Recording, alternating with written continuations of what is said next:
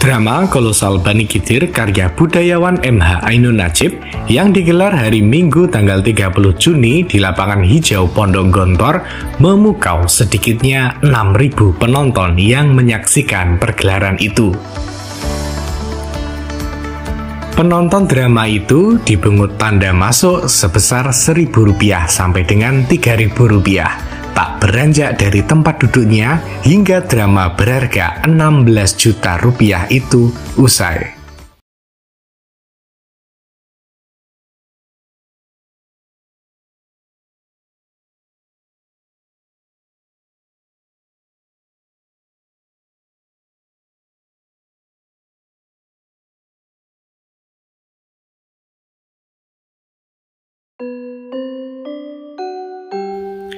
Bani Khidir mengisahkan perjuangan para santri dalam siar agama Islam di tengah kekufuran rakyat dan pamong dusun Trembesi yang berada dalam kekuasaan kerajaan Mataram. Drama ini melibatkan 50 orang santri Pondok Gontor di bawah arahan sutradara Agung Waskito, mitra kerja MH Ainun Najib. Penonton tampak asyik dibawa ke suasana konflik dan intrik yang mencekam antara dua kekuatan, penguasa dan pondok pesantren. Drama ini terkesan begitu dekat dengan tilas sejarah masyarakat Ponorogo dan sekitarnya, karena di situ MH menampilkan para warok yang memihak kepada perjuangan syiar Islam para santri itu. Drama kolosal dan terbesar yang pernah digelar di Kabupaten Ponorogo ini menjadi tontonan yang mempesona. Boleh jadi hal itu karena berkat kebolehan MH. Seperti halnya drama-drama karya MH lainnya, Bani Khidir dipentaskan dengan dialog-dialog komunikatif, puitis, mengalir, dan penuh dengan kritik sosial. Karya terbaru MH ini syarat dengan petikan-petikan ayat-ayat suci Al-Quran serta sajian-sajian puisi dan nasihat dalam bahasa Arab. Santri Pondok Gontor yang tampil sebagai pemeran tentu saja tak menemui kesulitan berbahasa Arab. Dialog-dialog para pemeran begitu sempurna. Apalagi sutradara Agung Waskito juga jeli dalam menggarap setting panggung. Dekorasi yang terpajang terasa pas dengan tuntutan cerita yang mengambil latar belakang kejayaan Kerajaan Mataram. Dekorasi yang bagus ini masih ditambah dengan tata lampu warna-warni memikat. Bani Khidir ini nyaris lebih bagus dibanding karya MH lainnya, semisal Lautan Jilbab, komentar seorang penonton. Ada kisah menarik di balik terpilihnya drama kolosal berjudul Bani Khidir ini. Seusai pergelaran Lautan Jilbab di Madiun tanggal 27 dan 28 April lalu, MH beserta Nino Warisman juga mengunjungi Pondok Pesantren Gontor. Dalam pembicaraannya dengan pimpinan Pondok Pesantren Gontor, Kiai Haji Abdullah Syukri Zarkasi, MH menawarkan penampilan drama Lautan Jilbab yang baru di Gontor. Tetapi, usul ini ditolak Kiai Sugri dengan alasan di Gontor tidak ada wanitanya, sedangkan pergelaran itu membutuhkan banyak wanita sebagai pemainnya.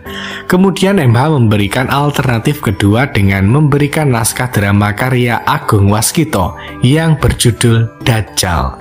Usul ini juga ditolak. Kemudian Kiai Sugri meminta MH menampilkan karyanya yang lain dan cocok dengan situasi di Pondok Gontor. Akhirnya terpilihlah drama kolosal Bani Khidir. Cerita Bani Khidir berkisar tentang perjalanan murid dan pewaris para wali yang menghadapi Islam dalam keterancaman akibat pilihan baru, religio politik, Kerajaan Mataram, yang diarsiteki Ki Mondoroko. Dalam suatu perjalanan dakwah keliling, para santri Syekh Jangkung, pimpinan sebuah pesantren di Tegalsari, dipersulit lajunya oleh para pamong dusun Trembesi. Kalangan pewaris Wali Songo heran, tetapi dari hasil penyelidikan Kiai Tegalsari melalui muridnya, Raden Mas Kalong, menjadi jelas. Mataram memang berusaha menggeser substansi Islam secara perlahan dari kekuatan pengaruhnya di Mataram, dengan menggantinya dengan semangat kejawen. Perang dingin meningkat menjadi konflik, tidak hanya antara Islam dengan Jawa, tetapi telah meluas dan terang-terangan antara pusat Mataram dengan daerah-daerah kekuasaannya. Warok-warok Berangwetan menunjukkan militansinya untuk keinginan mandiri. Kendati demikian, posisi mereka tidak otomatis bekerja sama dengan Islam. Karena pertentangan yang tajam itu, Syekh Jangkung, Kiai di Tegalsari, dan rekan-rekannya sesama Bani Khidir, demikian mereka biasa diasosiasikan, terpacu untuk memperluas gerakan Islamisasi di segenap pelosok. Mereka merintis lahirnya kiai dan pesantren di Pulau Jawa, meskipun dihambat oleh Amangkurat II, yakni sesudah pengaruh Raden Mas Kalong atas Sultan Agung bisa dieliminasi kembali oleh cucu-cucu Ki Mondoroko. Puncak wilayah lakon, nasib Syekh Jangkung dan para warok dalam cerita ini bagaikan gambaran landai dan curamnya perkembangan umat Islam dan rakyat negara Jawa. Pertentangan itu tak pernah bisa berakhir, bahkan melahirkan babak baru berupa penyusunan kekuatan masing-masing kubu, yang seolah tidak ada yang mau dikalahkan. Penulis cerita rupanya sengaja memberi PR pada penonton, sehingga sampai akhir pertunjukan tidak ada titik klimaks, siapa yang menang atau kalah, melainkan justru terjadi pertentangan yang akan terus ada dan senantiasa muncul sepanjang masa. Inilah barangkali yang menjadikan cerita berkembang, sehingga puncak cerita terjelaskan oleh adanya pertentangan antara kepentingan santri yang menyebarkan pengaruh Islam dengan kepentingan kerajaan Mataram. Bahkan penulis kemudian mengembangkan konflik desa itu membengkak menjadi konflik nasional yang universal. Secara global, penulis rupanya memakai fenomena Khidir yang digambarkan sebagai sosok yang sangat dekat dengan Tuhan dan dikenal sebagai gurunya Nabi Musa, sebagai alat penyampaian berbagai pesan pada penonton. Murid-murid Khidirlah yang nanti mampu tampil menyelamatkan santri dari ancaman pembunuhan dari masa depan yang datang silih berganti. Dan yang dimaksud MH murid Khidir ternyata adalah santri itu sendiri. Mereka muncul sebagai pribadi-pribadi yang lengkap dengan kemandirian selamat dari pembunuhan. Kendati demikian, kondisi para santri digambarkan masih sangat memilukan, sebagaimana digambarkan dengan sangat tepat lewat prolog Raden Mas Kalong, murid Kiai Tegalsari. Aku bopong di kedua tanganku jenazah santri Sahil. Aku sanggah di tanganku tubuh lunglai dan hati perih kaum santri. Aku melangkah ke depan. Aku memandang ke depan, tampak olehku hari-hari panjang perjuangan pahit kaum santri negeri ini. Hari-hari panjang, tahun-tahun panjang, abad-abad panjang, pahitnya memperjuangkan kebenaran, manisnya menjalankan ujian dan anugerah Tuhan. Bahkan ia juga melanjutkan dengan kepedihan yang kejadiannya dianggap terus berlangsung hingga kini. Santri-santri Khidir akan selalu dijadikan kambing hitam yang disembelih atas nama hukum dan klenik. Santri-santri Khidir dijebak, disuap, dihibur hingga mabuk dan pingsan.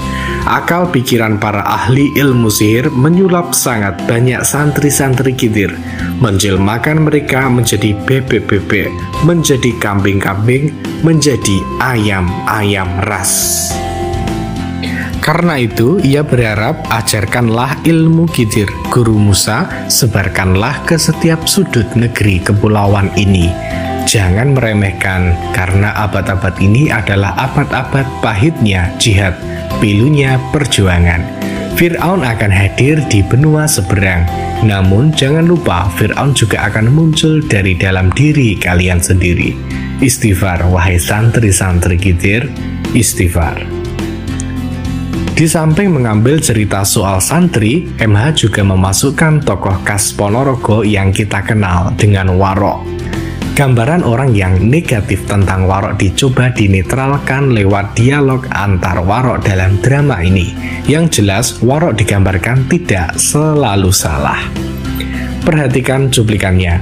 Para warok sesungguhnya adalah semangat kejujuran, kesetiaan, dan kemandirian yang tidak diberi tempat. Maka ia tumbuh liar, sebab semua sawah dan ladang sudah dikuasai oleh para priyagung, yang entah atas dasar apa mereka berhak memilikinya. Tapi yang jelas, warok hanya membela mereka yang dirugikan kekuasaan. Barangkali penulis cerita ingin mencoba mengangitkan langsung kepentingan pondok dengan santrinya sesuai dengan pengabdiannya pada masyarakat, termasuk kaum warok ini.